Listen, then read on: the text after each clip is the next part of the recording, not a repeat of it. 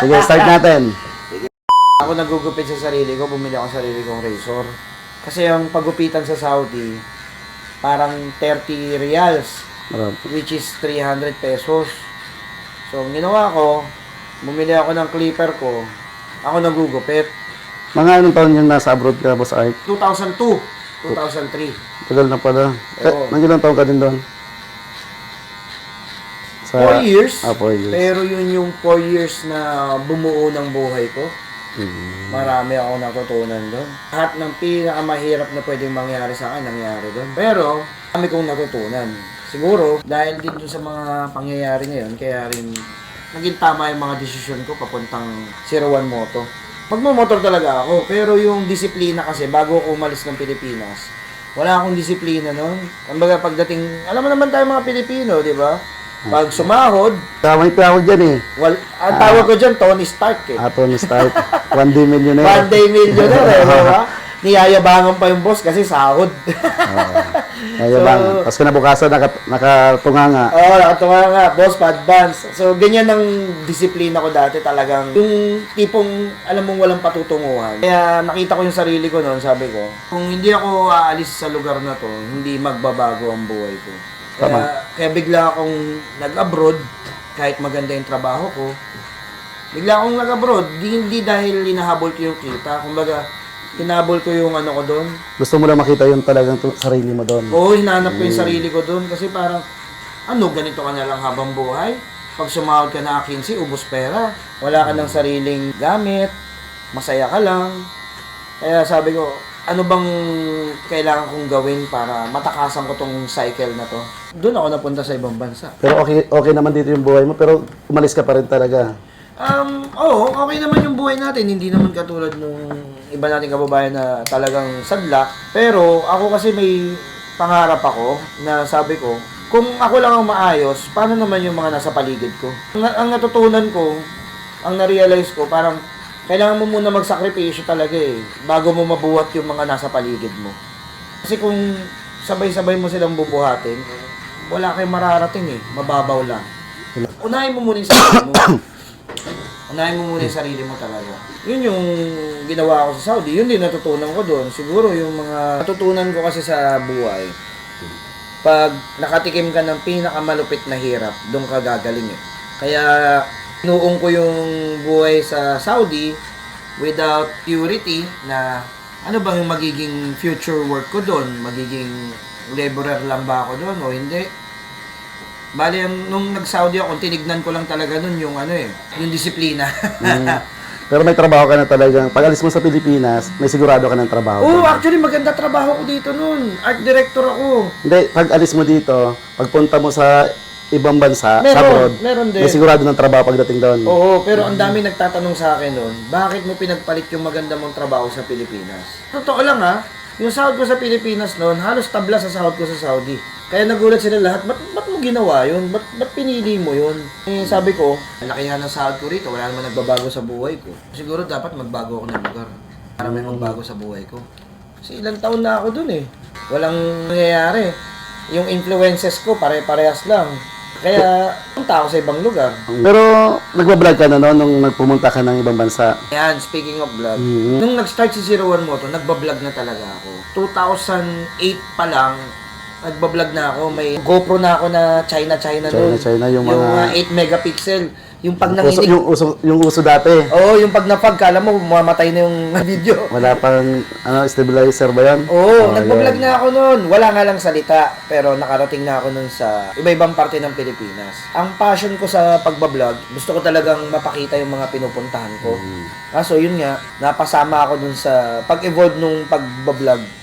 Kaya nauso tong si Boss Arch yung nakikita nyo. Yan na yung simula ng Boss Art mo. Oo, kumbaga marami nagtatanong, ngayon ka lang ba nag-vlog? Ay hindi, dating-dati pa. Hindi nga lang ganun kagaling, hindi nga lang ganun kasikat, hilig ko na rin to. Yung binibidyohan ko lahat ng araw-araw kong ginagawa, lalo na sa pagmumotor. Doon nabuo si Boss Arch. Yan yung Boss Art mo. Yan yung... Paano naman nabuo si 01 Moto? Yung talagang sikat na sikat ngayon sa social media. Dalawa. Ito kasi medyo nalilito yung mga tao sa akin. ano ba si Boss Arch at si 01 Moto? Well, Yun nga, pati ako nalilito dyan. sa totoo lang, isang tao lang po sila. Pinili ko lang kung ihiwalay si Boss Arch bilang single na tao kasi po si 01 Moto ay naging kumpanya na. Marami na siyang taong nagre-represent. It's better na i-forge ko yung bagong ako, yung sariling ako, which is pinurso ko yung naputol, yung hili ko sa pagbablog nawala dahil nagtindahan ako. Ngayon, binalik ko ulit. Yun si Boss Arch. Yun si Boss Art. Yes, itong mga nakikita ng social media, si Boss Arch yan. Yung 01 Moto, ano na siya ngayon? Company na siya ngayon. Nag-evolve na talaga siya. Naging malaking kumpanya na siya. Oo, Yung marami nang 01 nakikinabang Moto. sa kanya. Hindi na siya isang tao. Si Boss Arch yung isang tao. Yung 01 Moto, Marami ng tao sa loob niyan. Sa loob niyan. Naging institution na siya. Nagkaroon na ng 01 Squad, nagkaroon na ng Team Bilin. So, bilang malaking grupo, medyo pangit naman na laging pangalan kong lumalabas. Yun pala, nabanggit mo na din si V-Lane. Paano nagsimula si V-Lane? Bakit unique ang pangalan? Bakit kontrabida? V-Lane? Bakit kontrabida? V-Lane? Actually, ang daming nagtatanong yan dahil sa marami kong kilalang nagbi-build ng brand, bibihila na pinapangalan yung brand nila sa negative side. Di ba? Lagi nilang pinoportray yung mga mababait. So, ako kasi, si Boss Arch, ang ugali ko kasi, ayokong sumasabay sa agos hanggat maaari. Lagi ako naghahanap ng sarili kong diskarte. Kasi nga naman, how would you stand up sa mundong punong-puno na kayo magkakaparehas kayo? So, sabi ko nga, kung lahat sila protagonist ang mga pinipili nilang pangalan, nilagay ko sa akin sa antagonist, yung B-Lane. Yung V-Lane. Binaliktad mo naman. Oo, doon ako nagsimula. Yung talagang ang tinarget kong market, yung mga kontrabida. Kontrabida. Oo, kasi sila yung, sa totoo lang, nung nag-i-start ako, sila yung market na napapabayaan in terms of pagkakaroon ng brand and sense of belongingness. Kasi wala namang kontrabida na, wala namang Demon Nexus, di ba? Wala namang Demon Riding Gear. Yung mga kontrabidang pangalan, di ba? Kontrabida. So, nagkasundo kaming mag-asawa. Sige, person natin tong segment na to, pati pangalan na to. Kasi alam natin, unique. And Unique yung pangalan. also, alam naman natin sa lahat, pag nakatambutso ka, maraming nayayabangan sa'yo. At pag nayayabangan ka, kontrabida ka. It's all about having the attitude. Hindi yan dahil sa produkto lang. Ang pinoportray namin sa Bilin is about lifestyle, about attitude. Kaya nga siya merong mga merchandise para ma-feel mo na yung binibili mong brand is talagang matibay. parang para sa'yo talaga. Kumbaga, may jersey, may t-shirt tayo, may tambutso tayo. So, ganun yung naging direksyon ng Bilin. Kaya siya Bilin.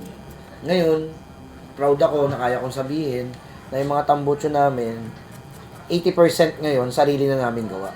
Asa talaga kayo nang gumagawa nun? Yes. Meron kami mga workshop, factory na naka-tie up dito sa Pilipinas tsaka sa ibang bansa na mga naging business partner namin. Kaya kung mapapansin nyo, yung mga tambutso namin ngayon, iba na yung laman loob, iba yung size ng elbow, sarili naming design. So, yun yung tuwan-tuwa kong naabot namin ngayon. Ayan, kaya nga, from the word itself, di ba sabi ko, lifestyle yung B-Lane. So, dapat hindi siya tumitigil mag-improve. Hindi kasi namin siya tinarato as produkto or brand. Tinarato namin siya bilang lifestyle. Kaya dapat, kung lifestyle mo ang pagiging B-Lane, dapat nag-i-improve din yung product. Kasi yung mismong tao, nag-i-improve din. Kaya, ayun, from years and years, marami pa rin naniniwala sa B-Lane. Hindi dahil kami pinakamagaling or pinakamatibay, kundi kami yung brand na pwedeng sabihin pasok kami sa personality nung bumibili sa amin. Sobrang thankful ko rin. Isa rin dito siguro sa success ko, sa success ng 01 Moto at ng Bilin, yung mga taong sumuporta. Siguro, kaya sila sumuporta hindi dahil kami yung pinakamagaling, kundi sumuporta sila kasi nakita nila yung storya ng buhay ko eh.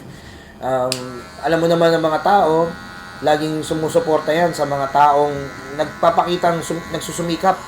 Nakikita nila sa vlog, nakikita nila sa araw-araw na buhay ko dito na ako talaga yung tumatao, ako talaga yung gumagawa. Kaya yung mga tao, kahit nanonood lang, yung tiwala buo. Kasi saan ka nakakita ng, bibira ka makakita nung malaki na yung kumpanya, tapos yung may-ari pa rin yung, pinaka-may-ari pa rin nakikita mo sa baba. Minsan nga, pag may nag-walk-in dito, tuwang-tuwa sila kasi, ang galing no, ikaw pa rin nag-a-assess sa amin. Eh, dapat, di ba hindi na? Bakit nga ba ganun? Ano ko talaga bilang rider, yan talaga ako, bumabiyahe, naggagawa, naglo-long ride, at nung bahay ko pa lang, bata pa lang kami, gustong gusto ko nang nandun yung mga kagrupo ko kasi ako talaga gumagawa ng motor nila. Kaya, sabi nga nila ba't nandiyan ka pa rin sa talyer mo, hindi ka maalis? Well, yung totoo kasi, hindi, sa tingin ko dyan, hindi na ako nagtatrabaho dyan eh. Tingin ko dyan, nag-i-enjoy na lang ako eh. Kaya nga nagsasabi, passion never dies talaga eh. Kaya tuloy-tuloy yung paglaki, may puso kasi eh. Tanong na ako, boss Sige, Art. sige, ano yan, tol? Bago isang content creator, Mm. ano ang papayo mo sa akin? At sa lahat ng mga nanonood Ha. sa iyo, Boss Art. Sige. Siguro sa tagal ko sa industry, marami na akong naipayo. Siyempre, ang number one dyan is basic is consistency. Dapat huwag kang maniwala kung ano yung mga nagdedeter sa'yo kasi normal yan sa mundo namin. Ano ka lang, gawa ka lang. Kung sa tingin mong pangit, hintayin mo lang, gaganda lang din yan. Ang buhay dito sa amin parang bato, patigasan. Hintayin mong mahulma ka kusa. Pag nahulma ka kusa, huwag ka nang umalis dun. So, sa'yo, bilang bagong content creator, gawa lang, tol. Gawa lang. Hintayin mo yung huhulma sa'yo. Pag nakita mo yung point na yon, huwag mong papakawalan yun. Lahat naman tayo eh, lahat naman kami. Nagsimula na ligaw. Hindi namin alam anong gagawin namin. Alam namin, magbibideo kami. Pero never ko naisip na magiging ganito ako tsaka yung mga kasamahan ko. So sa'yo, may papayo ko, mahalin mo lang yung ginagawa mo, tuloy-tuloy mo lang. From the word na pagmamahal, maging pangit man yan, magkagulo-gulo man yan, gagawin mo pa rin. Gawa lang, kumbaga, don't stop. Pag nakuha mo yung break mo, mapakawalan yan. Sa mundo namin, lahat nung paulit, yung naging consistent, yun yung pinuntahan ng break eh. Ang problema nung iba, nung nagkaroon ng break, hindi na nila nakuha. Kaya, gawa lang tol. Focus lang. Sabagay, ako naman masaya talaga ako sa ginagawa ko kasi wala pa yung galaerong barbero. Talagang nagugupit na rin talaga ako sa labas ng wala pang camera noon, wala pang video. Talagang kusang loob ko, makakita ko ng homeless, gugupitan ko talaga, binabalikan ko yan eh. Boss Art, Oh. may moto ka ba na pwede mong i-share sa amin? Meron akong moto pero hindi ko pwede i-share sa inyo. Alam mo ano yun? Yun yung 01 moto. Hindi, joke lang. Hindi, joke lang moto. May maiiwan mo. Maririnig ko at mapapanood ng mga mga viewers natin dyan. Siguro moto ko. Para may matutunan sila. Ano na ba, nagbago na kasi dahil syempre nakita niyo naman yung buhay natin, nagbago na. Ang siguro pinaka-moto ko ngayon, simple lang, stand strong. One word lang. Stand strong. Oh, pag tinanong bakit stand strong? Kasi habang palaki ka ng palaki, mas maraming bagyong tatama sa'yo. Parang basura yan, o kaya bundok. Habang palaki ng palaki yung bundok, mas maraming tatamang bagyo sa'yo. So, yun ang buhay eh. Dadaanan ka ng problema, dadaanan ka ng unos. So, yun ang motto ko ngayon. Stand strong. Stand strong. Kasi yun yung paglaki. Pag hindi ka naging malakas habang binabayo ka ng bagyo, babagsak ka talaga. So, yan. Ganyan ang buhay ngayon. Pag may nagtanong, Boss Arch, anong motto mo ngayon? Stand strong. Stand strong. Yeah. Kasi ready tayo sa kahit anong problema dumating sa buhay natin.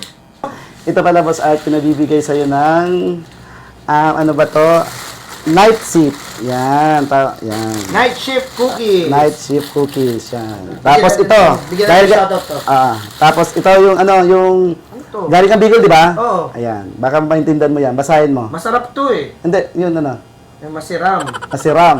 Oo. Ang ibig sabihin, Ano ba yun? masarap. Yun. Sabi ko yan. Ayan. Sige, shoutout. Gawa siya ng night shift. Night shift din. Okay. Night- Yun, salamat sa night shift cookies. Tsaka dito, Sa masiram. alam ko, masiram. Si garlic. So, laging tatandaan ha. Kayo number 1. Salamat from Bicol.